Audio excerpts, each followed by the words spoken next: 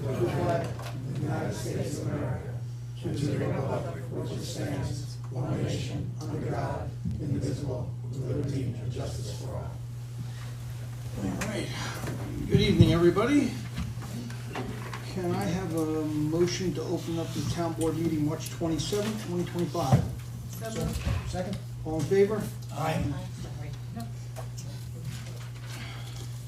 First item on the agenda is discuss the proposed resolution settling the tax certiorari claim for KFB Properties LLC, Section 111, Block 12, Lot 1.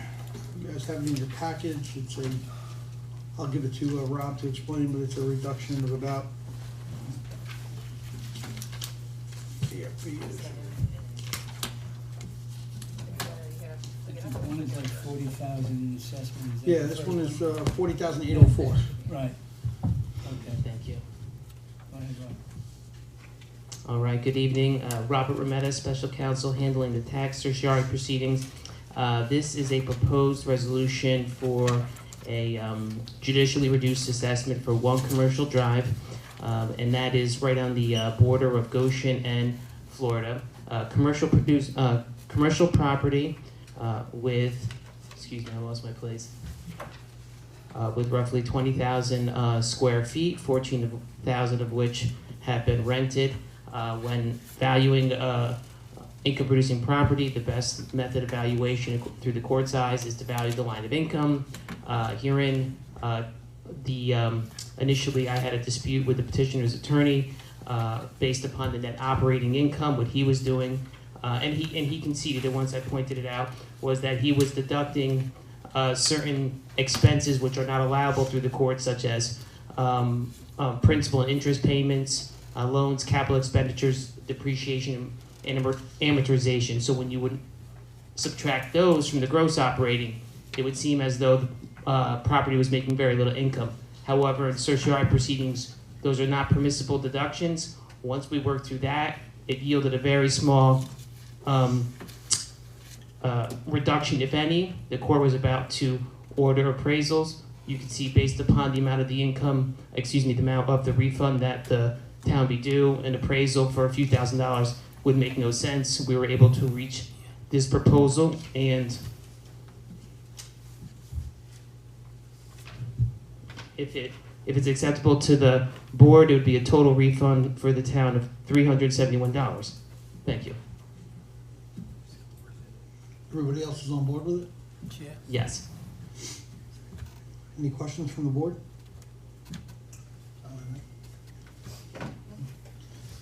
So, all right, with that said, could I have a motion to approve the proposed resolution stipulation of settlement for KFB Properties, Section 111, Block 12, Lot 1, as prepared by Robert Meta? No, Rob this is switched like- them around. Oh, Good forgive number me. two. You said KFB. That was I did number 2 on the Oh, you went with one agenda. commercial? Forgive me. One Yeah, commercial? one commercial. Okay. Motion to approve the proposed resolution and stipulation settlement for One Commercial Drive LLC, Block 20, Section 2, Lot 1. So moved. Second. All in favor? I need a roll call. Roll call. Yeah. Councilmember Gallo? Aye. Councilmember Lyons? Aye. Councilmember Cantorino? Aye. Supervisor Petra? Aye.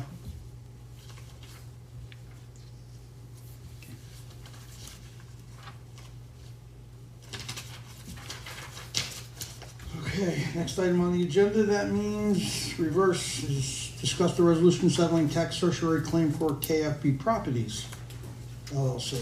Thank you. Sorry about that. This is KFB Properties. It's the commercial property right over on the where the five corners there, the intersection of Goshen. I guess it would be on the opposite side of Joe Fissett's. It's the kind of periwinkle light blue building there in the corner. Previously owned by Alan Littman, and then it was transferred to the most recent owner. And again, another commercial property, income-producing property. Here, looking at the rent rolls, the rent was very low, and at first it was a claim that they were unable to yield a certain rental level. Upon further review, with the assistance of the town assessor, Alan Askew, we both determined that a rental income of $8.83 is insufficient, should be close to $17. It turns out that the rental agreement that they were using was not an arm's length transaction. The prior seller was renting to the new owner, so that is not the product of an actual bona fide transaction. When we looked up the listings on the property, the second floor was open for an arm's length transaction, and at that point, the second floor was being rented for $17 per square foot, which justified exactly what we were saying on the first floor. So when you use those numbers, it came out, again, very close to almost justifying the assessment, marginal reduction, the same situation as we dealt with One Commercial Drive. The court's going to order an appraisal, which would be of $2,000.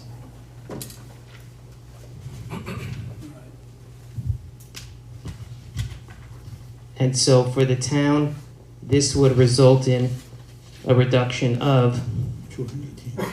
correct. And with all the reductions in the refunds, there's no interest or penalties. And another benefit is that both of these petitioners can't file again for at least 3 years. Years, right. Thank you. Anything from the board? Alright.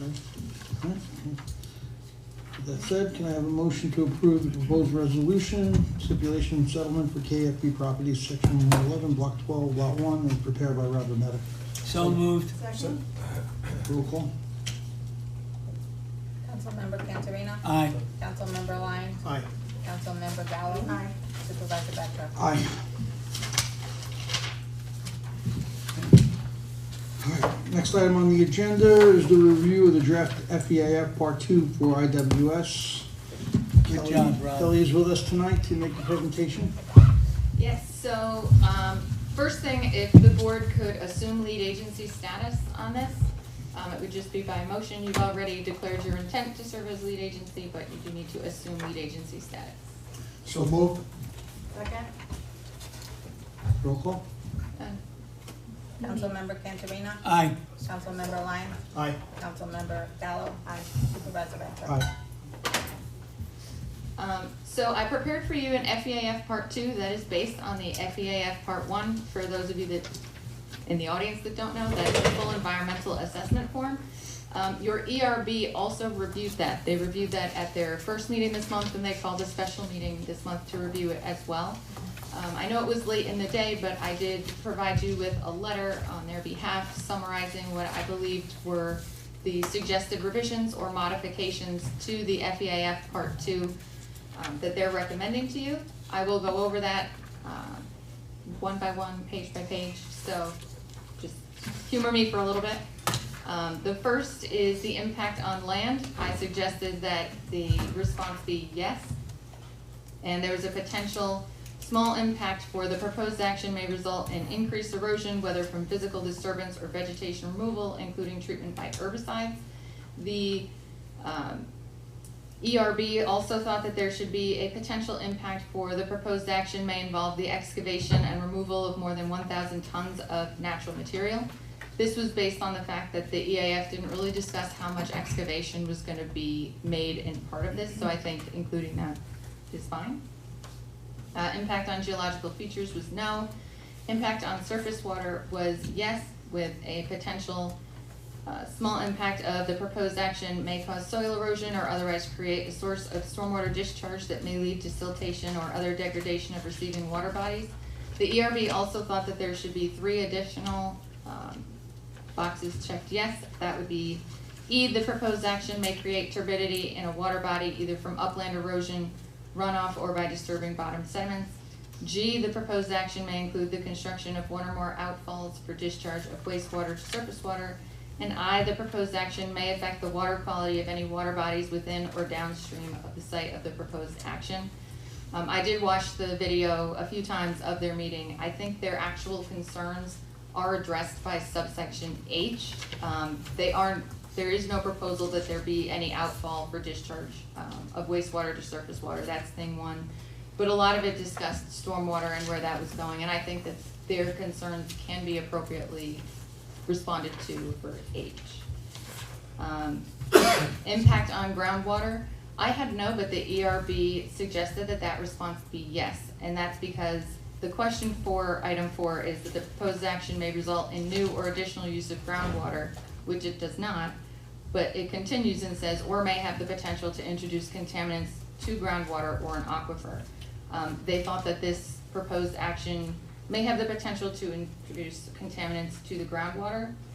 So I think you can put yes with that, and I think under the sub-questions, it would be most appropriate under H, other impacts. And for H, other impacts, I would suggest that the applicant should describe the removal of the leachate from the property and the possible contamination of the aquifer from spills or leachate and leachate removal.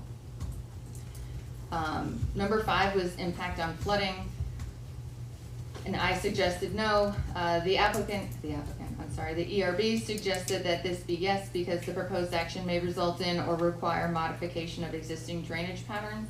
But before you get to that question, you have to answer yes to the proposed action may result in development on land subject to flooding. And the way that those answers came back in the EAF, I don't believe that this would result in development on lands that are subject to flooding. So I do think that no is appropriate, but I think, again, the concerns about the stormwater and the drainage and things like that can appropriately be addressed in the response above to impact to surface water. So that the concern that the ERB has is still being addressed, and I'll get into the rest of that in a minute. 6 impacts on air was no. The ERB did have some discussion on this, and they really talked about the dust and things like that that come off the site, but there's a better question for question 15 that goes towards. This is not a state regulated air emission source, so it's appropriately no. Impacts on plants and animals, I suggested no. The ERB raised that this might be yes because Amy's Kitchen had bats, which is somewhat nearby, but in this instance, the DEC EAF mapper actually responded no to all of the questions. Typically, they either say what the species are or they say they don't have enough information. It was a solid no, so I think no here is appropriate. It rarely happens, so when they have an answer, you follow the answer. If you do something different, you really have no basis to ask for that to be looked at. Impact on agricultural resources was no. Impact on aesthetic resources was no. Impact on historic and archaeological resources was yes, and the ERB agreed. With a potential impact for B, the proposed action may occur wholly or partially within or substantially contiguous to an area designated as sensitive for archaeological sites on the New York State Historic Preservation Office Archaeological Site Inventory. This has been referred to SHPO for their comments, so that you know that. Impact on open space and recreation was no. Impact on critical environmental areas was no. Impact on transportation was yes, and this was also one where it was for F, other impacts, and the other impacts that were raised, and they were also discussed at the planning board meeting, even though that's outside of this. The planning board doesn't consider this in terms of an ADB permit, but also by the ERB, issues regarding the intersection of Hartley Road and Route 17, and that should be looked at. Impacts on energy was no. Impact on noise, odor, and light, I had no, but the ERB said yes, and I think that's appropriate. C, the proposed action may result in routine odors for more than 1 hour per day. Now, I know there was some information about that in the materials that were submitted to you, but again, this is so that that information comes to you from an environmental standpoint, and I think it's appropriate that that is yes. Impact on human health was yes. Originally, I had these marked as potential small impacts. However, the DEC's guidance says that these, if they're small impacts, pretty much they're also a moderate to large impact in this category because it's talking about the impact on human health. So these would be potentially moderate to large impacts. That would be C. There's a completed emergency spill remediation or a completed environmental site remediation on or adjacent to the site of the proposed action. G, the proposed action involves construction or modification of a solid waste management facility. J, the proposed action may result in excavation or other disturbance within 2,000 feet of a site used for the disposal of solid or hazardous waste. There were a couple more that the ERB suggested. One was that the proposed action may affect institutional control measures that were put in place to ensure that the site remains protective of the environment and human health. I don't think that that should be checked off yes. We have no evidence whatsoever that there are institutional control measures in place, similar to you do have across the street where there are restrictions regarding the use of potable water. It's not really something where you can go out and try and prove a negative. There's no evidence that that exists there. They did suggest, the proposed action may result in the migration of explosive gases from a landfill site to adjacent off-site structures. I defer to this board if you would like that included. The issue there is that this is not a landfill site, and I understand it's across the street, but the proposed action that you're talking about here is the issuance of an 80B permit. And how is that going to result in the migration of explosive gases from a landfill site to adjacent structures? So I think it's a bit of a stretch to include it here, but I defer to you. And the last one was, the proposed action may result in the release of contaminated leachate from the project site. I think that would be a moderate to large impact. I think the ERB brought up a lot of good points on that specific subject, and I think there needs to be more information provided to this board from an environmental standpoint to review that. 17 was consistency with community plans, which is no, but actually means yes, and consistency with community character, which is no, but is actually yes. So that's the proposed FEIF Part 2. I think the only one that, again, I defer to the board. I defer to the board on all of these, obviously, but the one that I was on the fence about really was the migration of the explosive gases. And like I said, this is an operation permit. So saying that it's going to cause the migration of explosive gases from a landfill, just by doing this, I'm thinking it's a bit of a stretch. So how would the applicant mitigate somebody else's problem?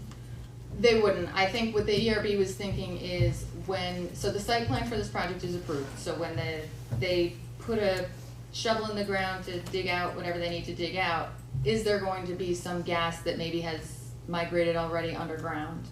I'm not an engineer, so I don't really know how that works, but it is enough of a distance away. I'm just not sure. Test borings? What? Do they do test borings? I don't know. I mean, if they did test borings, then you could probably answer that question. I mean, there's It's a something, dangerous hazard situation. it's certainly something where you could mark it down as maybe a potential small impact and say they should look at it and see if there is an impact, do a test, and then if there's something that comes up, they have to mitigate it. You could do that, but I wouldn't say that at this point it's a moderate to large impact because you just... I'd be curious to find out how, that means that the gases would be releasing from the Altori landfill underground and then when through the clay and underground. The clay. I don't really know how they go, but I guess that's the argument, yeah. To check. Normally I would say no, Neil, but since most of this is yours on the ERB, I'll let you speak. Okay, yeah, thank you. Yeah. The ERB really is not sure what that is going to be an impact. The concern is that the gases on the landfill may in fact go towards this property. And they're thinking, the thought in terms was, look, we have radon in the town, we know of, and then people just put pipes from the slab up so that the radon doesn't get caught underneath the slab. The same thought here is that if there's explosive gases moving down, it might be coming up underneath the building, that then they could just put pipes up or whatever and just take the gases up to the top of the roof so that it doesn't create an issue underneath the slab. Is that a karst region? Is it a karst region in that area? Pardon? Karst region where... Oh, I don't know, I did not. It's very soft and it travels Yeah, for miles. I know the whole peak, from Sawyer's Peak on up there, we have radon all the time. Right. But I don't know in this case, we did not know, there was no reporting on it as explosive gases on this property. We know that the property next door has an issue with that. Right. And the concern here was just, let's not capture Right. explosive gases within the building. Yeah, If my there are. understanding that they are working, according to Kelly Totoro, they're working on the gas issue. And I did confirm with Tam, they are working there now to fix all of the piping and then try to get the flame started up again to burn off the methane. So that's under work. That's, in the works, I should say. But I'm still curious as to, what would the solution be? This would be a permanent solution, putting something in the ground in the event that gases come through the ground to... That would be up to them to propose a mitigation. This would just be, if this board thinks that by issuing this permit that it might result in the migration of explosive gases from a landfill to adjacent off-site structures.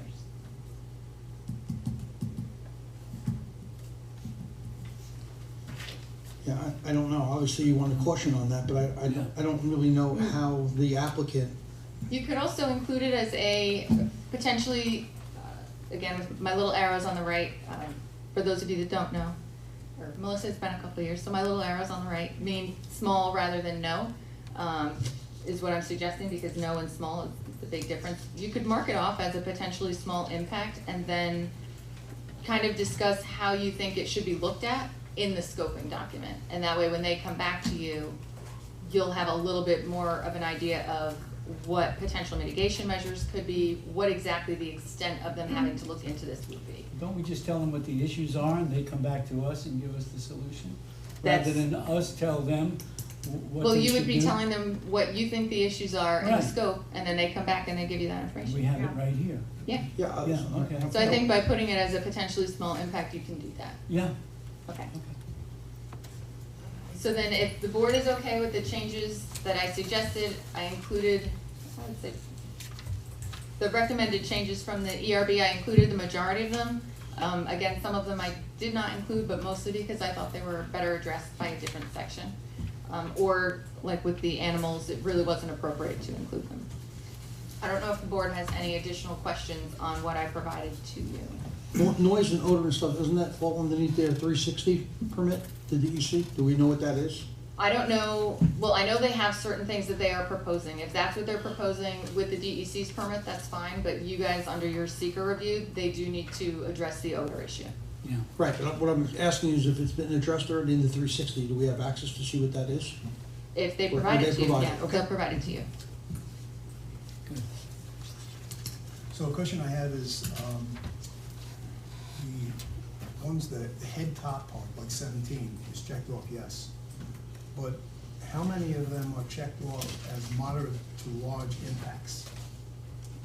Well, 17's checked no. 17 is checked off no. No, I'm just using that as an example. Oh, so the moderate to large impacts were really mostly under impact to human health. But even if it's checked off moderate to large or it's checked off small, they still have to study it as if it was moderate to large. There are You're hardly just- any moderate to large impacts on this whole. Yeah, so what I Thank you. provided to you to start, I didn't have any. But then going over the ERB's minutes, the ERB's video and their concerns, some of them I think elevated it to moderate to large. Oh, I haven't seen that. No, I didn't circulate that, I didn't wanna Okay. cause any trouble, mine's like 4 different colors on my screen. So the impact on Yeah. human health, I have, since what you went over, I checked off 4 of them. 4 of them as moderate to large. Yeah. And that's it. There's no, in the 10-page document, there's no others that are Correct. moderate to large. Correct. The rest are all, that are checked off yes, are no or small impacts. That's correct. Okay. And I did that based upon the DEC's workbook and their guidance to each answer. I did provide a memo to, an attorney-client memo to the ERB explaining, they had the same draft that you had, explaining why certain elements I proposed to be small impacts rather than moderate to large. And I included in there that those in impact to human health could be potentially moderate to large based on the guidance, and if they recommended that it would be moderate to large, that would be appropriate. So they had the information for that as well. The other question I had was number 13, and that's the impact on transportation. So, the intersection of Hartley Road, it says, we should be working with the applicant. Mhm. Well, what are you suggesting, a turning lane? Well, It's something that's gonna have to be the DOT, it's in their Yeah. realm for the most part. And I think this board had reached out to them or something a while back to talk about, should there be a different stop line, should it just be widened? Because I know, and Neil's probably gonna talk about this, but there's like a big ditch and everybody just like hits in the ditch and it's just not wide enough for some of the trucks. And it's nothing that this board itself can fix, No. but it's something that's, gonna be on your radar, and it's an issue that maybe the applicant, in doing their review, maybe they have a solution, maybe they can figure something out with the state. It's something that should be looked at. It's been brought up several times as a concern. But George is saying I also have this earmarked where it says, working with the Department of Transportation to widen the road. When I stop right there, it's like, that's not a town responsibility to widen the road to accommodate this particular firm. Correct. So, okay.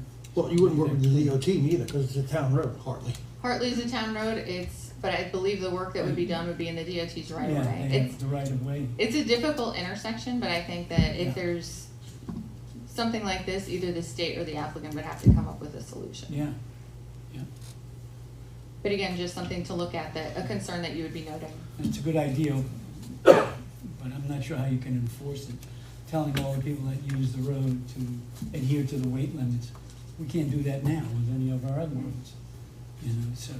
Well, we're catching up, we're getting some fines out there, for sure. Yeah, I know, Yeah. but it's a constant problem, so.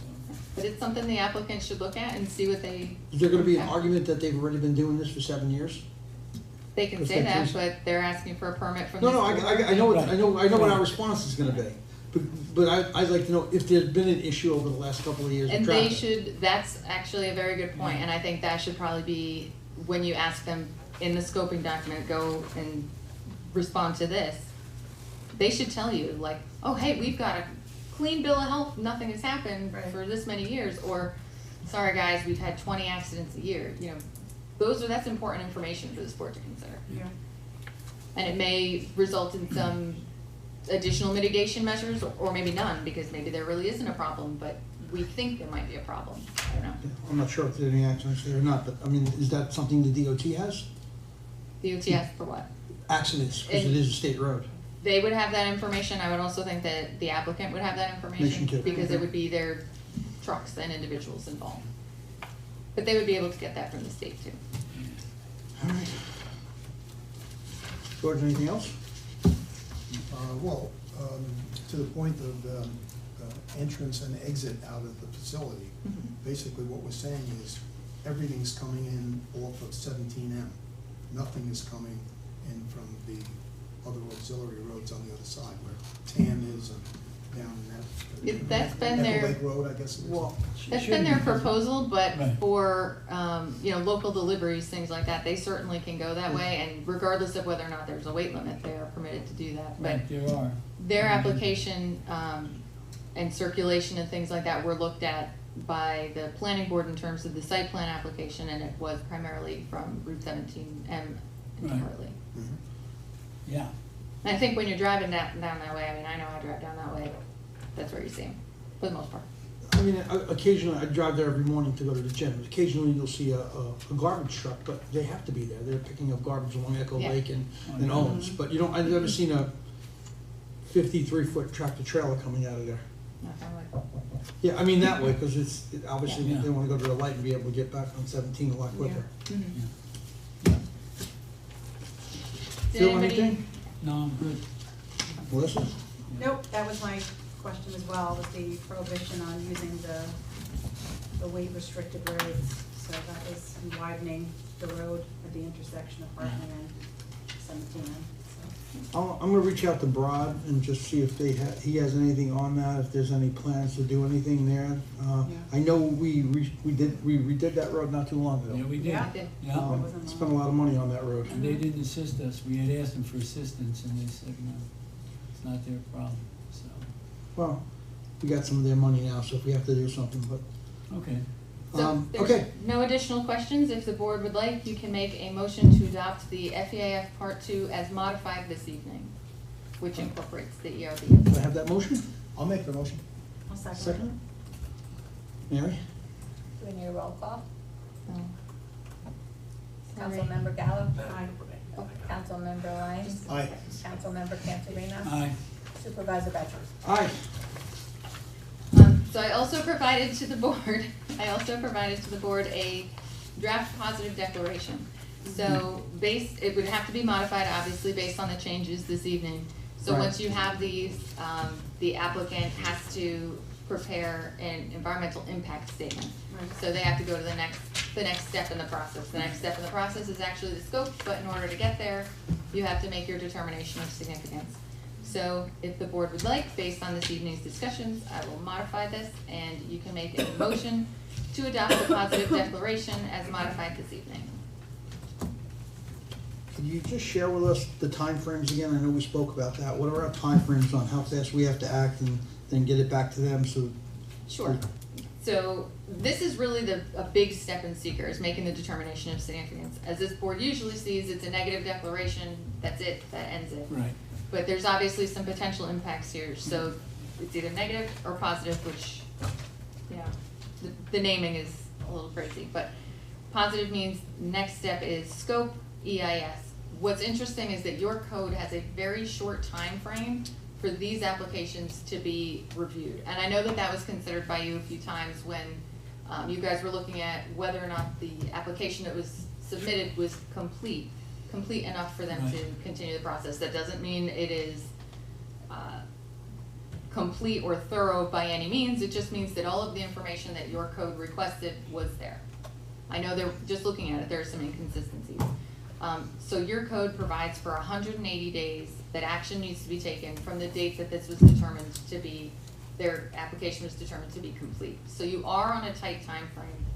Do you know what that date is, or was? I do. Just give me 1 second.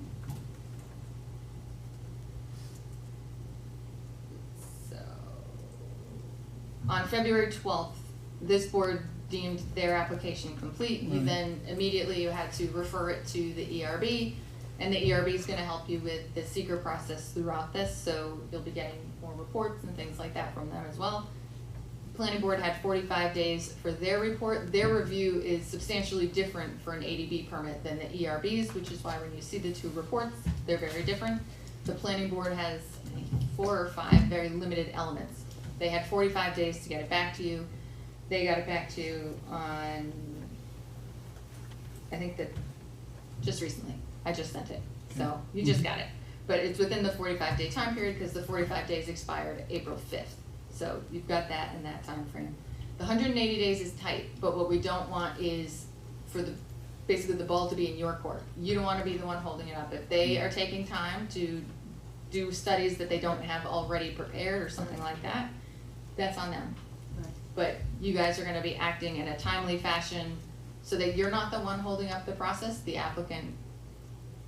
I'm not saying that they're holding up the process, So the but, clock started Balls to in their run on court. February 12th, yeah, even though it went to the planning board for, right. The clock starting on February 12th, that actually gave you only 5 days to For us. refer it, Mm-hmm. yes. okay. So you've done everything in accordance with the time frame, which is why when you're adopting the FEAF Part 2 tonight, which you did, I wanted to make sure that you already had a positive declaration because that's the next step for you. And you don't really need 2 weeks to your next meeting to consider the same elements, because what the POS deck does is it sets out what you just determined could have a small, moderate, or large impact. It just lists them out, that has to get mailed out, and then the next step is the scope. And how long is the scope take? So, there has to be a public scoping session, Right? so you'll have that, we're hoping to have that to you by to the ERB by April 9th, I know they have another meeting.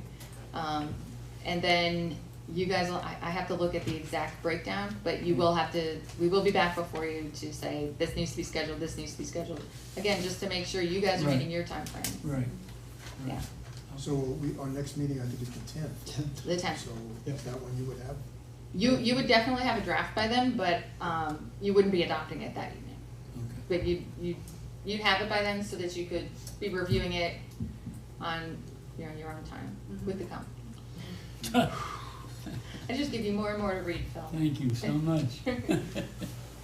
All right, so then what do we need to Very do? good. I need a motion to adopt the positive declaration as modified this evening. All right, So moved. Second? Mayor? Councilmember Gallo. Aye. Councilmember Lyon. Aye. Councilmember Cantorino. Aye. Supervisor Becker. Aye. And that is Thank you, Kelly. all that I have for you tonight. Good job. Thank Well, you got, Good job. Oh, you yes, got the I do. request proposal for the traffic Yeah, study. that's it. I was like, darn That's it. next, that's my turn. So we have it as a positive deck now, but Yeah. do we also have to state, or is that already stated with that it's a type 1 action? You already Already stated did. that it was a type 1. Yeah. Okay. All right, so the next item on the agenda is discuss and review the RFP for traffic consultant to update the townwide traffic analysis. So in working with the comprehensive plan committee, we prepared a request for proposals for traffic consultant for the town of Goshen, New York, to update the townwide traffic analysis. And this was something that, there's some large sections in the comprehensive plan that are specifically related to traffic, and traffic seems to be a big concern for the public. Obviously, it doesn't need to be completely from scratch, No. but it does need to be updated with current accident data and, you know, road conditions, things like that. And there's been new roads since this was done. So what this does is it is requesting proposals to update that town road traffic analysis. Yeah. Pretty straightforward, but I don't know. We tried to make it coincide with the grant application. So what we included in the RFP are all the nuances that have to be in the grant application. So we tried to combine it to make one large RFP, just satisfying everything. Frankly, I don't know if we're gonna get the grant or the money at this particular point with what's going on. I'm not sure if we're gonna get any grants, because the federal goes through the state and the state comes to us, But if we do, it would but what's qualify. going on in Washington, who the hell knows? So, anyway, but we need the RFP to go out there so we can get bids on this stuff. So wouldn't this fall into the category on the grant that we already got for the traffic study? Did you get the grant? Well, you haven't gotten the money We don't back. get the money. Well, we got the money, $185,000. We get Is the it money in the bank? Yeah, we got the money for that traffic I study. had not realized that. Even better than Yeah. this is. Well, that's just. That's why I Compliant called, with that. that's why I asked John Canning for with Sean, I asked John Canning for a proposal. His proposal was Yeah. grandiose, it was a lot more than we got. I think We thought got that the 100 town had and- been awarded it, but didn't realize that you had already Yeah, received the I money. did. It's part of the Safe Streets grant that we got. Right. Yeah, that money came in. Oh, that's I mean, I'll verify tomorrow, but Christine, No, or no, that's- Christine told me it came in. Wonderful. Happy to hear that. Wow, If that so money am can go I. towards this, that'd be Yeah. fantastic. Now, I will tell you, just on the comprehensive plan, you know that we finished section 1, and I'll ask for your comments relatively soon. We also finished section 2, excluding the water and traffic study, and we're into section 3 already. So we're going every 2 weeks, and we're really moving ahead with this thing. Very good. So just so you know where Great to we're hear at. that. All right, so, I thought, I'm not positive, but I thought we didn't need to go out for an RFP because it was professional services and we already had an agreement with John Canning Yeah. There was something that Christine had picked up Right. in that grant Yeah. application. that so said we it- had to go out. Yeah. Yeah, we were sitting back on our hocks, just Well, thinking we could go ahead with it, and all of a sudden, We were pleased late with in the the day, fund. Christine came up and said, oh, by the way, it's like, oh my God, so now we're rushing to get all this stuff done. I think that we're very limited in who's I gonna was gonna respond say, how to it. many people? And we know that it's limited because you also don't, Yeah. you can't have somebody that's working on like a current project Right. before the planning board, things like that. We Right. know that it's limited, but Yeah. you have to do this in order to qualify and keep the Okay. money for that grant. Right.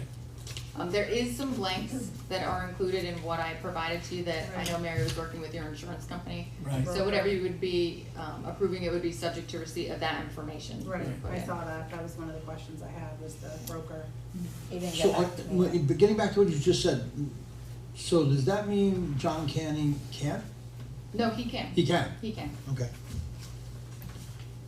Yeah, There's no other issues with anything else he was working on, correct? sure. No, nothing that he was working on. He's always been on, working as a consultant for the Right. planning board. Okay. It's just we wanna make sure that there's no issues with any of the ethics code, so. Yep. So that would remove Colliers from, because they do all the Yeah. opposite side, so they couldn't do this. They couldn't do that, but they have provided a lot of data on a lot of their projects that Right. John can utilize so that he doesn't spend his time doing that and he can use the data from. That's what the we're hoping, and that's what we put in the RFP, that you can use a lot of the data that's already there. Not to reinvent the wheel. Right, exactly. All right, so, Okay. anything else? Yeah, I got Go a ahead. couple things I just wanted to dig into a little bit more. So is it still Friday, April 18th that we're gonna be using to have this stuff back? Yes, and the reason for that is it was gonna be a short let time to get the proposals back because we wanna make sure they do it when school buses are running. Right. Mm-hmm. Right, okay. That's- And then on page 10, traffic volume projections, you have them delineated there, there were like 10 that are listed there.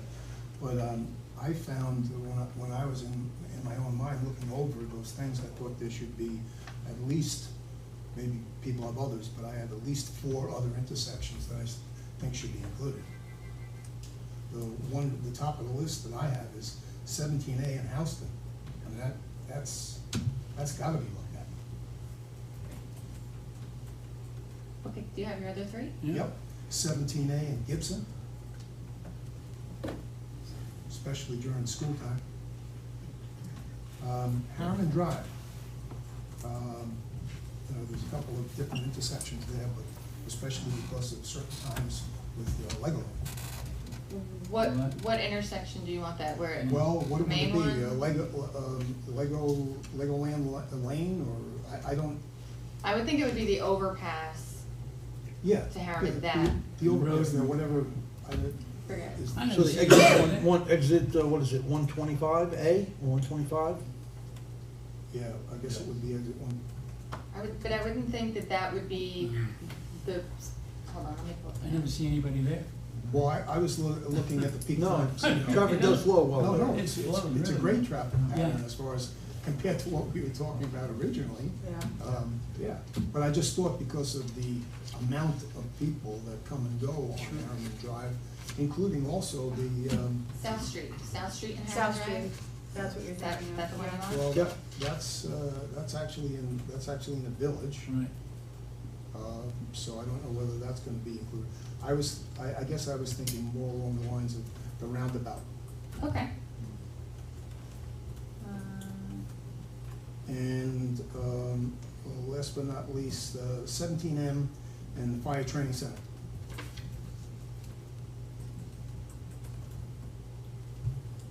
Done?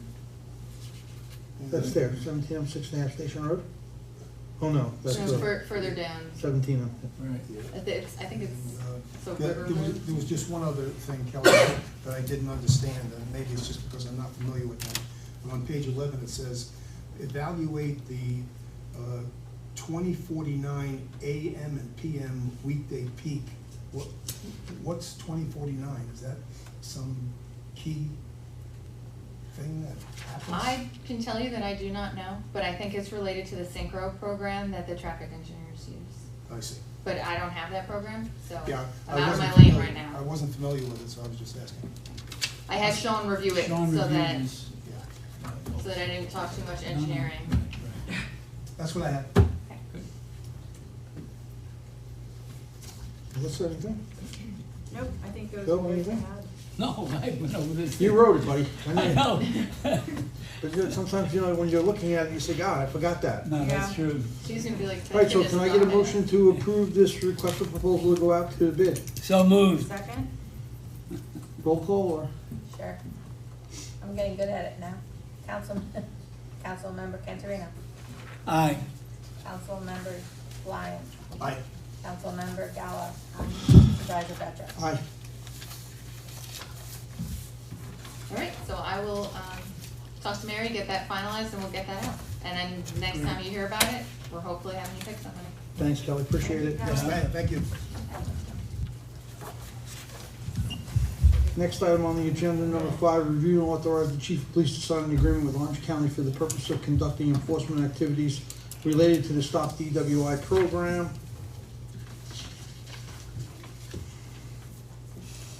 That's something we do every year. So, yeah, Yeah. I'll make the motion. Yeah, second. second? Roll call. Councilmember Gallo. Aye. Councilmember Lyons. Aye. Councilmember Cantorino. Aye. Supervisor Petra. Aye. Okay. Item number 6 on the agenda is the retirement of longtime sergeant David Ramsey. Message that he wrote to the board, I'd like to read. Dear Town of Goshen Town Board, I'm writing to formally announce my intention to retire from my position as police sergeant at the Town of Goshen Police Department effective April 1st, 2025. After careful consideration, I have decided that it is time to step into the next chapter of my life. It's been a privilege to be part of the Town of Goshen Police Department for the past 20 years, and I am incredibly grateful for the opportunities I've had and for the opportunity to contribute to the organization. I've enjoyed working alongside talented and dedicated colleagues, and I am proud of the achievements we have made together. I will ensure a smooth transition by assisting in any way I can during the remaining period of my employment. Please let me know if there are any specific steps I can take to make this process as seamless as possible. Once again, I would like to express my deep appreciation for the opportunity as I had at the Town of Goshen Police Department. I look forward to staying in touch. I'm excited about what future holds. Thank you for your support and understanding. Feel free to reach out to me if you'd like to discuss my retirement further. Sincerely, Sergeant David Ramsey. It's a very nice letter. Yes, he's, again, I bring this up, I brought it up multiple times. When my father-in-law was very sick, he had cancer. We had a very difficult time getting him up and down, and he had fell one day, and Officer Ramsey at the time came, and he was just tremendous. I mean, he was helpful till the ambulance got there, and him and my father-in-law ended up having a little nice relationship, friendship there. So I am consciously aware of what he's contributed to this town. So I also would like to say something just very briefly. I just want to thank him for his service. Sergeant Ramsey is an amazing man. And just as well, I have a personal story. Helped my family and I with some difficult issues that we had with some neighbors. And he was always there. He was always very careful. He took care of us, always looked out for my family.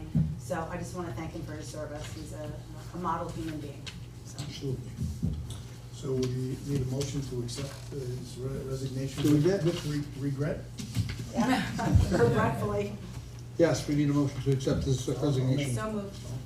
Second? Melissa and George, I have. Yeah. Roll call.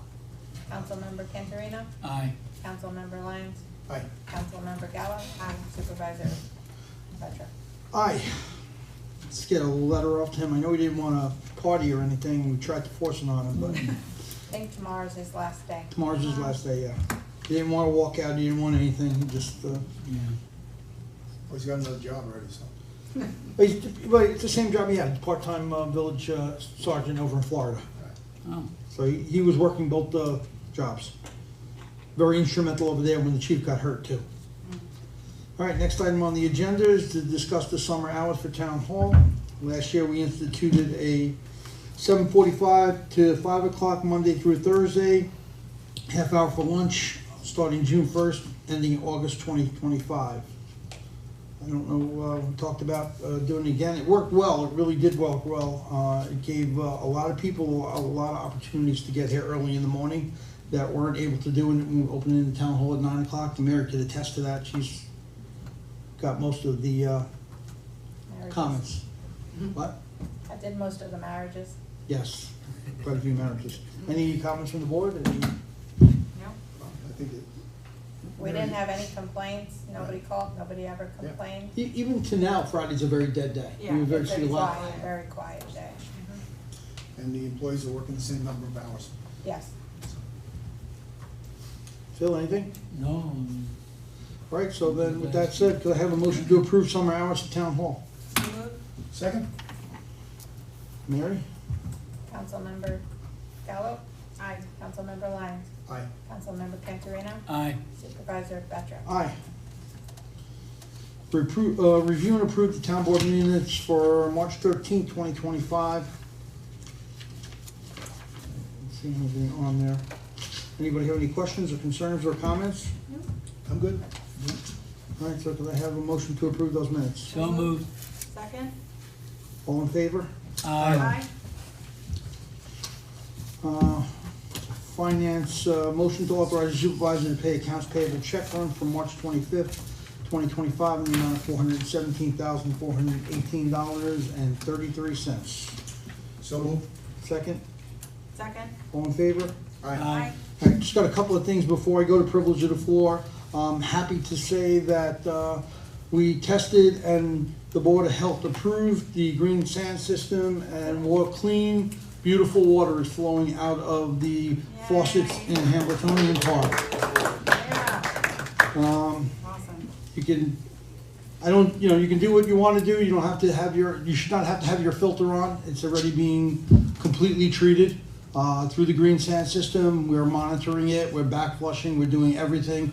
We have a fully automated system with telemetry on there, so the alarms go off if anything happens, something stops, we know about it.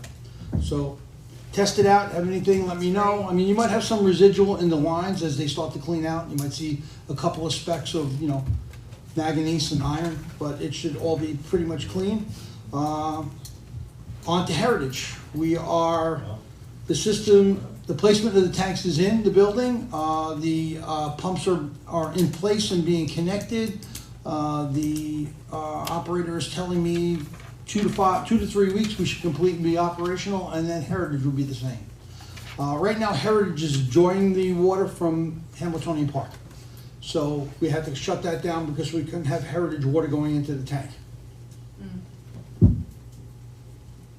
All right, I'm gonna give you one more. I'm gonna ask Attorney Brady to talk a little bit about this. I think we have a resolution on the noise, the garbage trucks in the Hamiltonian Park and other developments. So I'm just gonna pull up the relevant section of the code.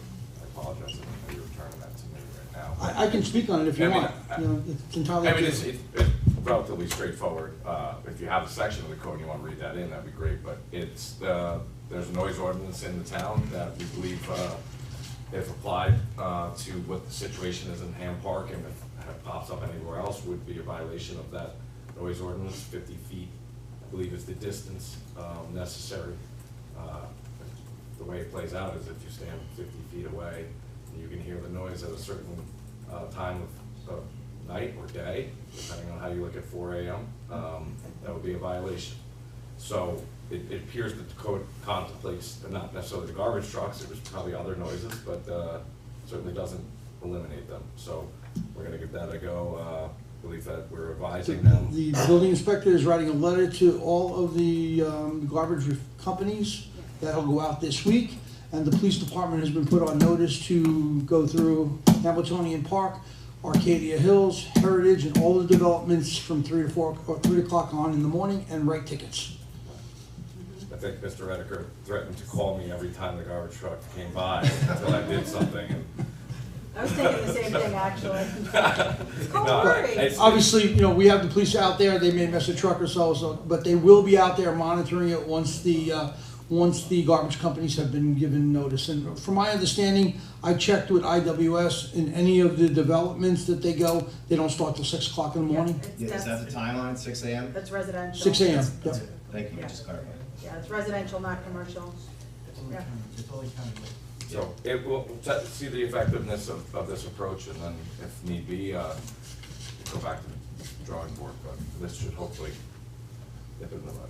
All right, well, with that Thank you. said, I will turn privilege of floor open to the public. Anybody would like to speak? I'd like you to try to keep it to 3 minutes, and please no comments from the audience while the person is up there speaking.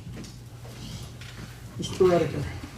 Hi, everybody. John Redeker, Town of Goshen. I was going to wait and let some other people go, but you addressed 2 of my needs right away, right off the bat with the supervisor's report, so I want to thank you for that. Supervisor Betro, I appreciate that. One thing that I would suggest on the green sand filtration is maybe a memo could be crafted and sent to the neighbors in Hamiltonian. It will. Just so we The can get email will that go clarity. out. Corinne's going to do it tomorrow. We needed to wait for Wonderful. Board of Health approval. Wonderful, I appreciate that. So thank you so much for addressing those 2 things. They were on my list of things to ask about tonight, and I appreciate that you guys got back to those and with very positive, actionable steps. So thank you so much, board, and Justice Brady and everybody else. The other issue I wanted to talk about today, and I spoke with Supervisor Betro about this last week, is the action that was taken to open and widen Bridle Path with millings. I know it is still a path technically. I believe that it's likely a technicality because it certainly feels like a road with the millings are essentially, rolled asphalt. So it does feel very much like a road. To me, this is a situation that Bridle Path was fought to keep closed for years. And I believe there's a file on, an actual code on file somewhere at the town to keep that closed. So I know we're maybe parsing words here on this, but to me this plan to put these millings down and open up the road on the dead end kind of felt like the poor planning. I used to work with a guy who used the phrase ready, fire, aim instead of ready, aim, fire. And so obviously you want to prep and get ready for that executionable action. So, this isn't a situation where infrastructure was built and laid, and then the idea was sold to us on the back end. So a couple things come to mind. One is communication. When I contacted the clerk and a certain council person, they were not aware of what was happening. So that's not awesome either. So something that could be cleaned up in communication through the town board. And again, I'm not speaking out of turn. I spoke to Supervisor Betro about these issues last week.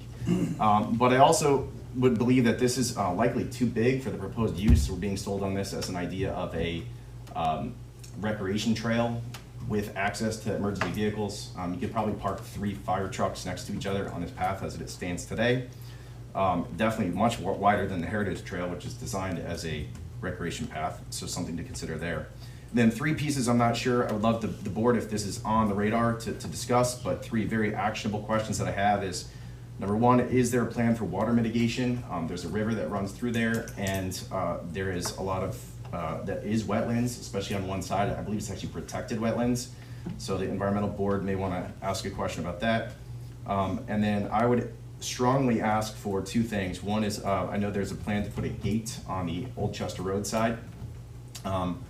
But I think it's very important to have it on the Hamiltonian side as well. I agree. Because we are gonna see cars go down there and get stuck and turn around and have problems, because it looks right now as if it's wide open to that. The following thing is, I'd like to have the agreements that Supervisor Betro promised in writing, submitted from the town boards, that if it says it's never gonna open as a road, construction vehicles won't have access, all those things we talked about, I'd love to have those in writing for our community. Sure, I think you have them already as far as the conservation easement that Councilwoman Gallo gave me. I wasn't aware of it, but it's all in that easement. It says it's never for. You know, looking at the road now, I can see where you're coming from. You know, it is very wide, and the base was made wide for a specific reason. But what you're gonna have is I think it's 19-foot wide, same as the trail, going right down the center of that. The other side there'll be not item 4, but topsoil added to it and grass added to it. So that'll absorb some of the water on there. So what you're ultimately gonna see is a lot of grass on both sides and this path that's the same exact size as the Heritage Trail down the middle. The gate is open, it opens up to the middle. Well, I shouldn't say that. That's what we proposed, but I'm waiting for the fire department to get back to me to make sure that they get the right swing in the event that they need to use it to get in for a fire or something into Hamiltonian Park. And then there is 2 36-inch openings on each side so that bikes and people walking can get through there.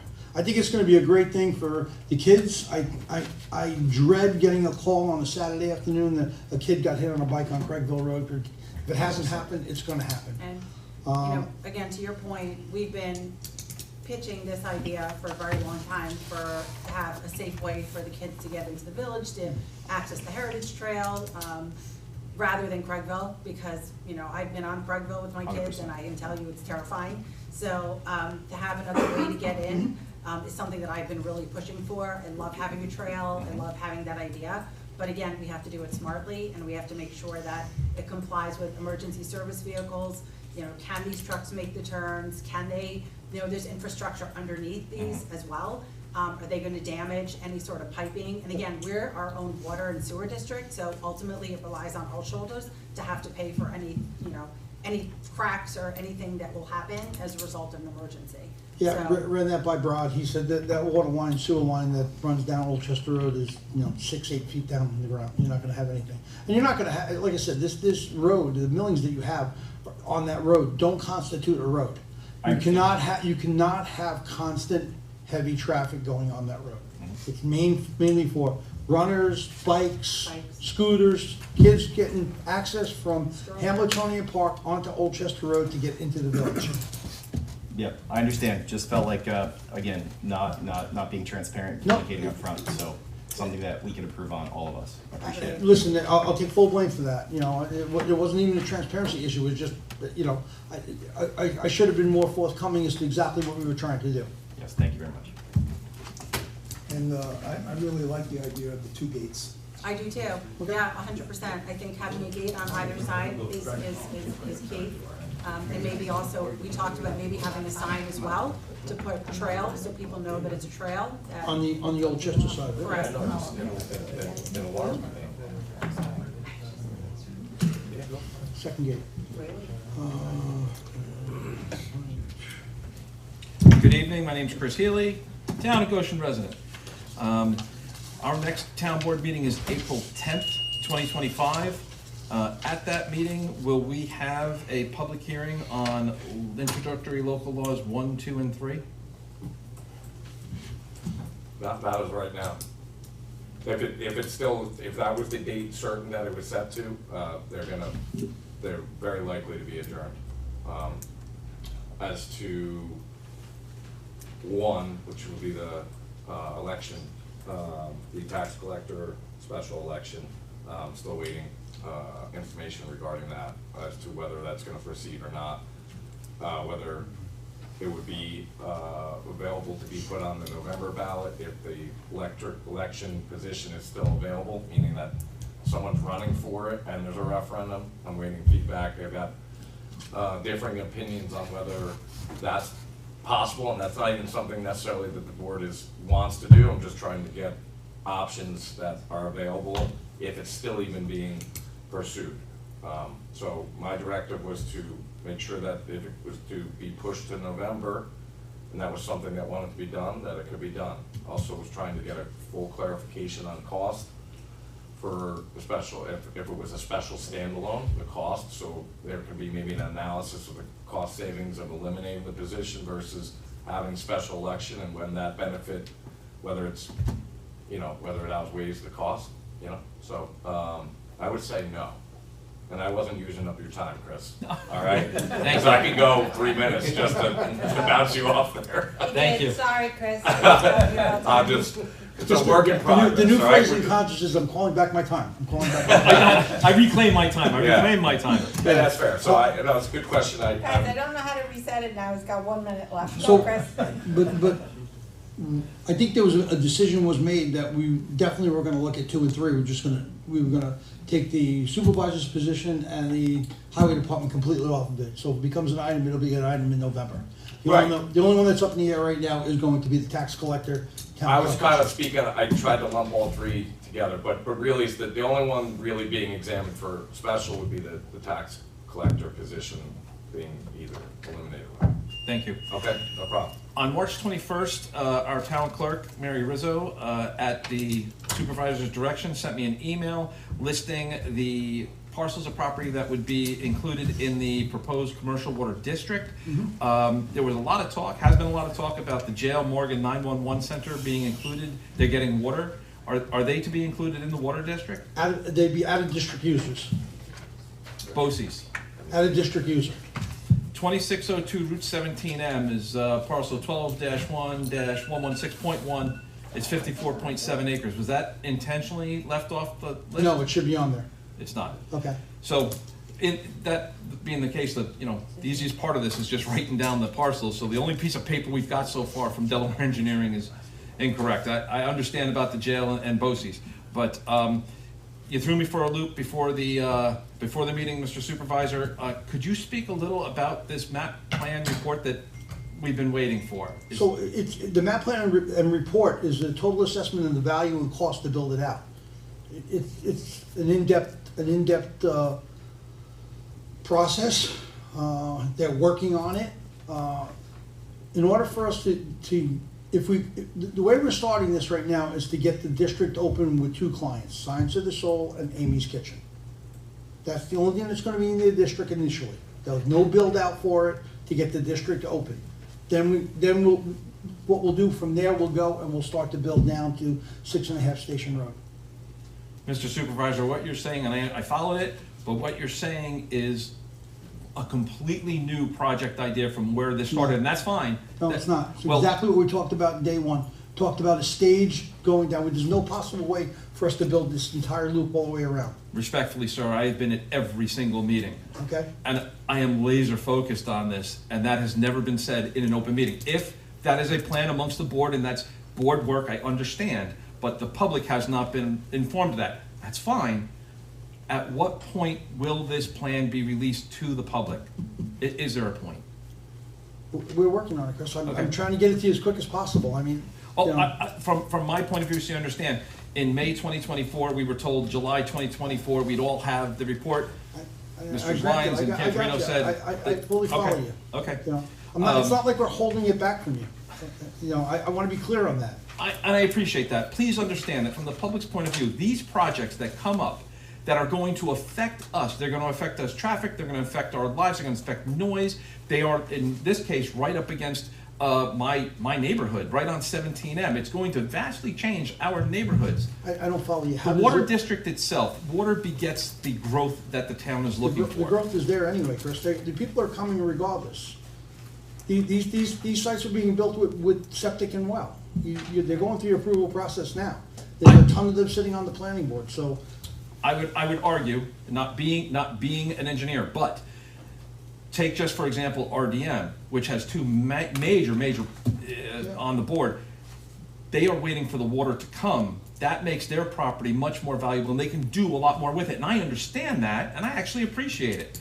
I'm looking to find out, okay, what's my plan? I need to know what you're doing so that I know what I'm doing. Yeah, I got you. And there are many of us in the public, voters and taxpayers, that are sitting on pins and needles waiting for it. And so, I would ask respectfully, information as it comes, could it be parsed to us, or perhaps Yeah. as the water district was presented initially, maybe it's time to reintroduce this idea to the public, because what you're saying now is not at all what we had anticipated. So just a little bit more information, very helpful. Listen, I fully understand where you're coming from, and as we get it, you'll get it. Thank you. The last thing was the short-term rental registry that is now law in New York State. Yes. Last we spoke officially in chambers here, our very capable and very handsome Mr. Brady, our town attorney, was. I thought you needed that, Rory. That's right. You know what, But I know what's coming behind it, so it's not more compliments. There was a I'm a little two-plan. nervous here. Your wife's been away for 2 weeks. Wait, it's been a bit. It's been, there was we were going after two solutions. There was an outright ban, or there was how to make it work for the town. Looking at the short-term registry ban from New York State, I have read through the entire thing. Nowhere does it say that you can't ban it in the town altogether. It does say that the council recognized that small towns, short-term rentals cause an increase in rents and artificially raise home prices by reducing inventory. I would ask this board to remember that as they are looking at our short-term rental introductory local law. Look forward to hearing more on that as it becomes available. I congratulate the board on getting the Green Sands water filtration system up and running. It's about time that our residents had some good, clean drinking water out there, and I know it was a lot of work. I thank you all for all the work that you've done. Thank you. Thank you.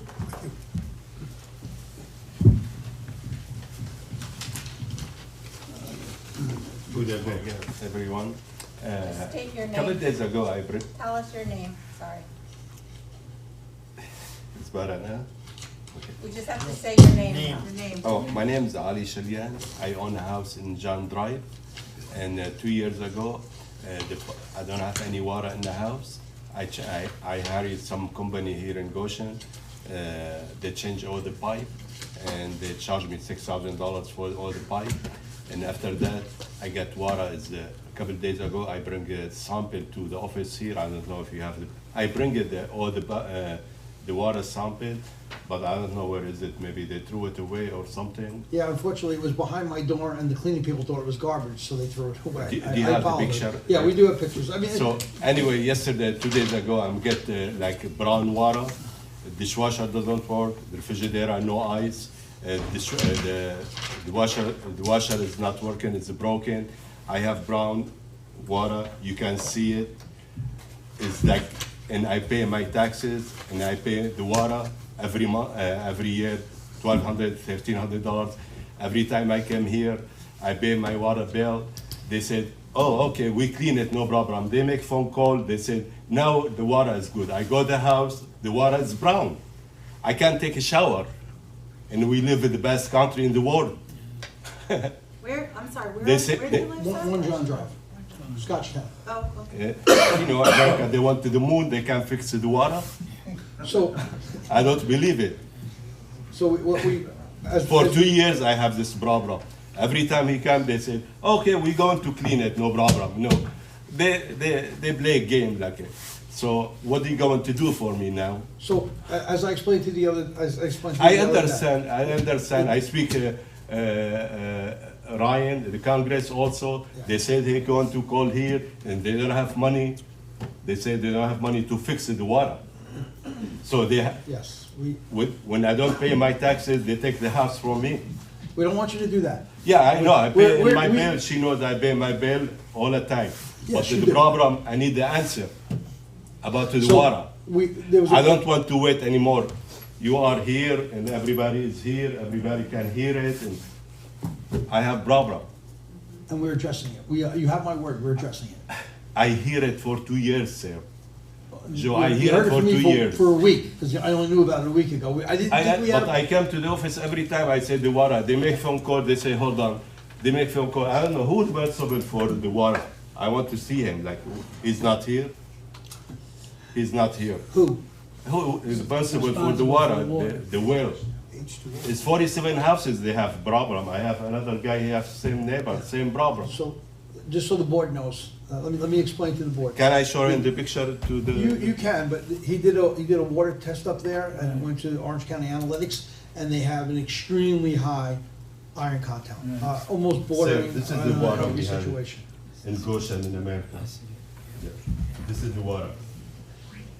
This is the water. I change the filter every 2 days.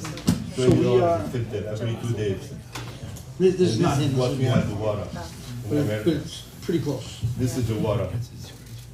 Do you have water like that in your house? Yeah, Do you have water in your house like this? I do not. How we take a shower? So, I need something now. I want the answer. Who the boss here, answer me. I'm Not trying, just I'm talk, trying, talk, talk, talk. Yeah. I'm What? trying to answer that. Yes, It's answer me. It's all part of a master plan, okay? We know we have to upgrade every single one of the water districts. We started with Hamiltonian Park and Heritage, they were the two worst ones we had. We did not realize Scotchtown was that bad, quite honestly. Nobody had ever come into us No. and said, we have, you know, this big Because problem. everybody has the system to clean the water, it's cost $12,000. As I said, Okay. the first we're hearing about it was when you walked into my office a week ago. I can honestly tell you, nobody from Scotchtown had ever come to a meeting and said, I have the same problem as Hamiltonian Park, or I have the same problem as Arcadia Hills. So right now, we're trying to get an estimate on a cost to put a green sand filtration system in there. And it's gonna be part of the package that I'm gonna present to the board in the coming weeks to say, this is how much we have to spend to take care of Scotchtown. Within a week or two, we'll have a price, and the board can sit and approve it, and we'll start. How long working to on take it. that? Excuse me? How long to take A it? week or two, we'll have a price from, they have to get a sample of your water, and they have to determine how big of a size they need for a green sand system. That's what we're doing.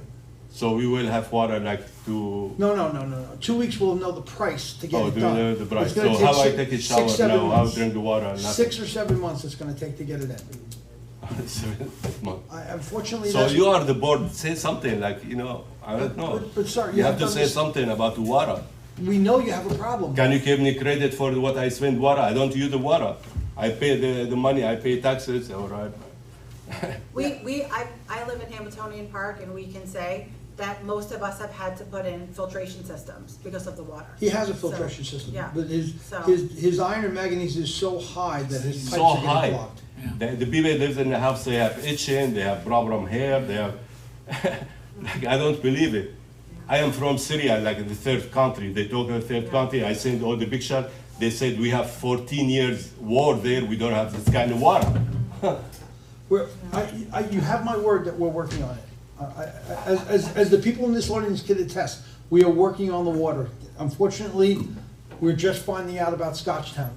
God is my witness, nobody's ever come from Scotchtown in here to say, we got brown water, just like our Hamiltonian, Heritage, and Arcadia. We're I working speak on it, but Tony, it's the not one, gonna- the owner, the company they're going to do it, his name Tony. He said this costs a lot of money, and you know that your town they don't have money or something. I don't know, they have money. get grants, too. We are out, you signed the letter for us, that's in the office the other day. We are Yeah. out trying to get a grant from the federal government. We're working with the EPA, and we're working with Congressman Ryan, Senator Schumer, and Senator Gildebrand. We're trying to get money. We don't know what we're gonna get, but we're trying to get money. But in your situation, we know we have a major They give problem. money in America to all over the world. Money. We don't have money here for us, for water, drink water. It's a whole nother problem. I don't believe it, like, you know. I- So what can you do something for me for the water? I paid the water. Can you give me credit for that? How do I give you credit? Credit for I don't what? have no water. Why I pay water? Why I pay bill water?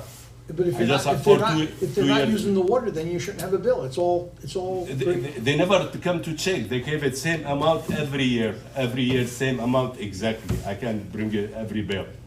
They don't know. That was when we were billing at 10,000 gallons. We're no longer doing that. Right now, you're billing at every 1,000 gallons that you use. There's no minimum anymore. Why I have to use it? You see it as the brown water. Why I use I'm not saying you have to use it. Don't use it. Don't use it? the So, water. like, You won't pay the bill. There should be no bill if they're not using the water. I know, but what about the bill? I'm not using water. I can't use it anyway. I can't use the water. I know you're frustrated. I wish I can say, go like this and have it done for you. I can't, but we're working as diligently and as fast as possible. It's on our radar now. We know it's a problem. I saw all the pictures. I spoke to Brian Cutler over at TAM. He said it's the highest iron content he's ever seen in the wells up there. So we know it's an issue. So they can do it like soon possible, something like you do, Well- clean it or something, put Clorox or something, I don't know. As I explained to you the other day, when you have iron and manganese in your water, if we didn't put chlorine in it, your water would be crystal clear. As soon as we put chlorine in the water, which we're required to do by the Board of Health, it oxidizes and turns the water black. The water is clean. If you drink it, it has no taste. I'm not telling you to do that. What I'm telling you is, it's once we chlorinate iron and manganese water, that's what you get. You get a brown to black water. And I can't not chlorinate. The Board of Health would fine us if we did that. But it's on our radar. I promise you it's on our radar. Okay, so nothing can we do, like we have to live like that for a couple of months when they get money to fix it or something?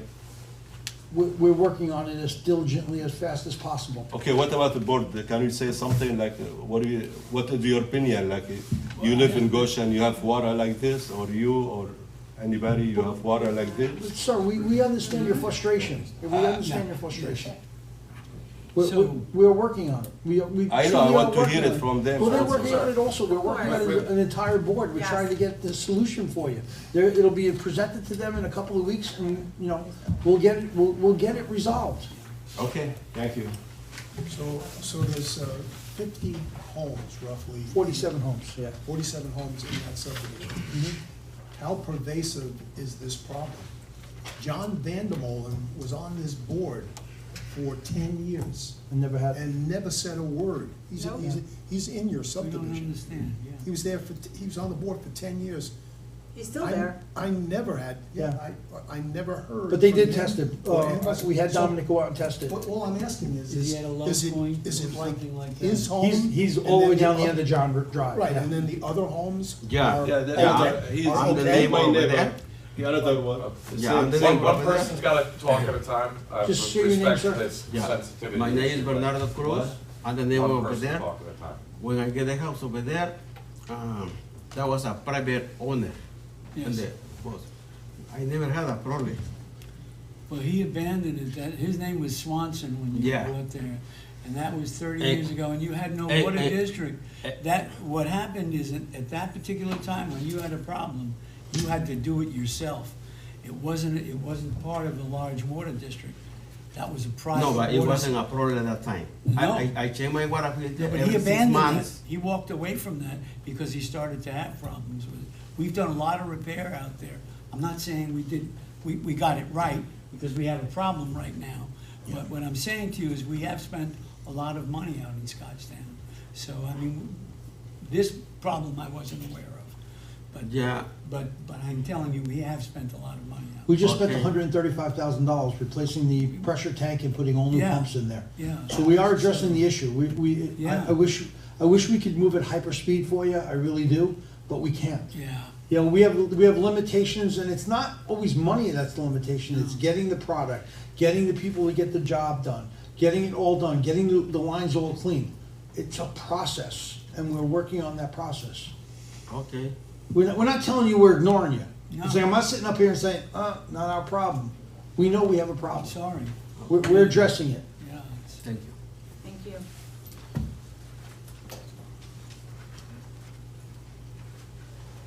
Anna Wildrick, Town Goshen resident.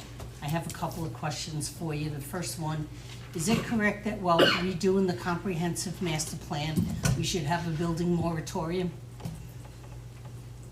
A moratorium for what? Building, she said. Building? While the comprehensive plan is being redone, should there be a building moratorium? I know it's been asked. The question I would say was, what do we have a moratorium on? All building completely? Everything that we built in this town? Houses? Whatever needs to be corrected with the traffic, the water, the sewer. Well, Ed, I don't know what needs to be corrected until we get the results back from the comprehensive plan. Nothing may have to be done. We have a pretty robust comprehensive plan, as we all agree. We're just tweaking it right now, I think is the proper word, but listen. Updating. It's a real heavy tweak. Updating. But, yeah, I mean, we've had that question posed to the board, can we have a moratorium? But you have to have something that you've done that you want a moratorium, like Wayanda has a moratorium on warehouses, or actually Wallkill. They built 70 of them. We haven't built one. So, specifically, you have to tell me what you... On water, Okay, sewer, traffic, Right. and that goes to anything that you're looking to build. correct. Can we get a building moratorium on it? I mean, we could address it, but I don't know what we would have a moratorium on, quite honestly. Well, how can you build buildings if you don't have the water to supply to them? They put a septic and well in, just like they're doing now. Onto the water and sewer. Has a private development corporation been formed for No, the water and sewer? no. Are the DOT and the health department involved in the water district formation? The state would be involved, I would assume that the Board of Health would be involved once we got to that point, yes. Outside agencies would be involved. I don't know what the DOT would do, though. Chris asked you about a time level. I have a time level here, Okay, part of an email that I received from the town. Project schedule, in June of 2024, submit the IUP listings to the New York State DOH and New York State EFC. December 24th, complete the secret and district formation process. June 2025, submit engineering reports and update listings. How can you submit the report if you haven't gotten it? did we submit the report? We haven't submitted a report yet. No, but it's on the schedule to submit it for June. Correct. And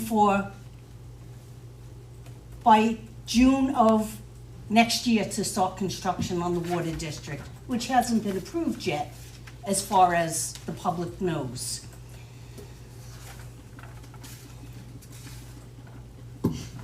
The town, in an email, working with Amy's Kitchen, take over the Middletown well, as working with DASNY and New York State Mental Health Facility, take over and update the waterways treatment facility in Goshen. Both plans are in play and close to closing. What does that mean?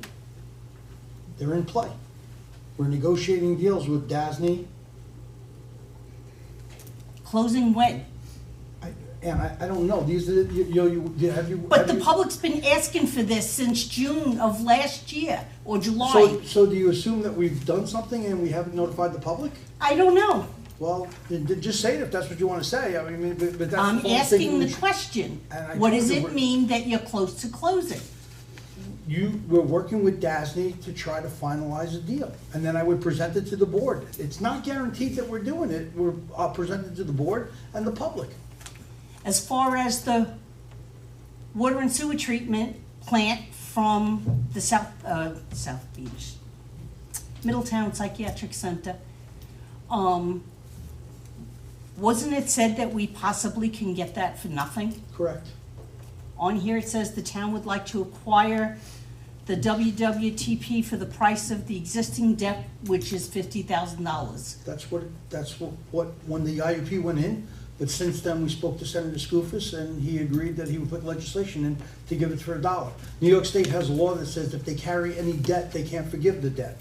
If there's no debt on it, they can move a piece of property from what they own to a municipality for no dollars, or for $1. And then I have another question for you as far as Amy's property. Has it been sold? No, it has not. Is RDM proposing a warehouse No, they're or not. planning? Hasn't been sold. Hasn't been sold to anybody. I have an email here that says, Happy New Year. RDM is proposing a cold storage warehouse facility of 370,155 square feet at the former Amy's Kitchen site along Hartley Road. Where'd you get it from? I know nothing about that. Did it come from us? From Sean Hoffman. It's dated Thursday, January 16th, 2025. It went to Mike Aiello, who is with the Delaware Engineering Corporation. It came from your town. Came from the engineer and said, what, Happy New Year, what? Mike, Happy New Year. Supervisor Betro asked me to reach out to make you aware of an anticipated planning board application which could be affected by the commercial water and sewer districts. Yeah, okay. And it says that RDM is proposing to put a warehouse at I can Amy's. tell you that they have not closed any deals with Amy's Kitchen. Okay, thank you for your time. Well, Mr. Healy. Chris. You were in the back. You know Robert's Susan rules. Cleaver, Town of Goshen. I'm glad both attorneys are here. I'm asking, I'm not sure who's responsible, but I asked and you weren't here. That's a good one. About ADC attachment to Town of Goshen Schedule B form. Are these being filed? Yes. Is the one for Northern Recycling and the Altori landfill filed? I think those were prior to that chapter coming into play. No. The chapter was adopted in 2017. When was Northern Recycling there? No, I'm sorry, I didn't mean Northern, IWS. Oh, IWS. No, I don't think that they had specific stormwater management features on there, but I'd have to check that out. I think they do. And also, That I don't know. okay, that's all right. How about for the solar on the Altori landfill? That one definitely hasn't been filed, but I don't know where that stands. Okay, and like there's work going on out there, shouldn't it be filed? Well, it would have to come to the town board to get approved, and since you've been here at every meeting, I'm No, guessing you've seen no, that it hasn't been. they, for the solar, I believe the planning board approved it, and I have documents that say that they've gotten, I think the MS4 permits and stuff from the town. Okay. But I'll be happy to share them with you if you wanna see it. No, I believe you. I Because just need to somebody check should be when- going out there doing inspections on some of these for stormwater, at least from what the Schedule B says. I don't know if it's your responsibility, it's just You that. could share it with me, I'd be happy to. You don't have to walk it over, you can email it to me, you can email, you could, I I don't don't want want it, your I don't email. want it in paper from you, you can email Okay. it to me. Just You like- can give it to me, I'll you can scan do- it, and I'll email it. So you can also It's email me okay. before the meetings, so that way if you want, instead of a reactive response, you want a well thought out response, just email me ahead of time. This is the third time I bought this.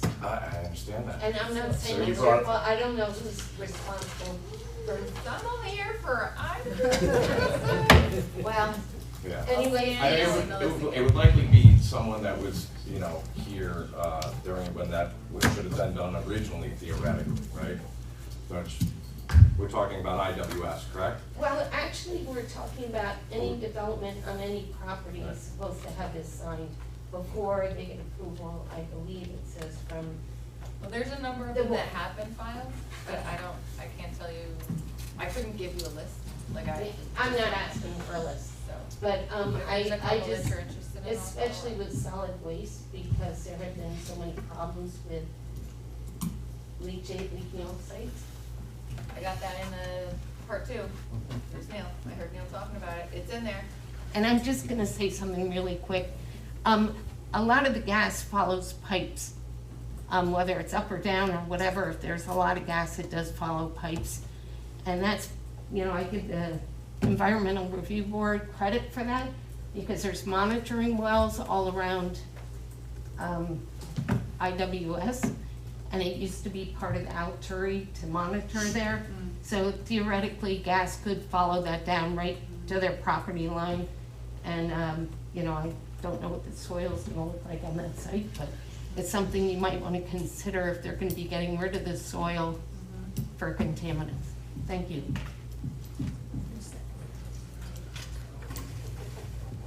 Anybody else? Neil? Thank you. First of all, I want to thank you for taking the ERB's comments into consideration.